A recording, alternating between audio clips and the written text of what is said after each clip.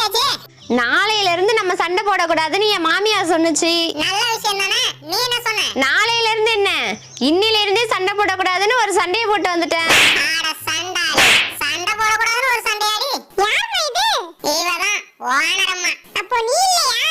அதுக்கு உங்க அப்பா ஒத்துக்கணுமே. எங்கடி ஓனர் காணோம்? அவன் எங்க போனா எனக்கு என்ன? என்னடி அம்மா அழுத்துக்கிற? அப்புறம் என்னடா, கோழி செத்து பாத்திருப்ப, ஆடு செத்து பாத்திருப்ப, மாடு செத்து பாத்திருப்ப, ஏன் காக்கா செத்து கூட பாத்திருப்ப, ஏன் நாக்கு செத்து பாத்திருக்கீங்களா?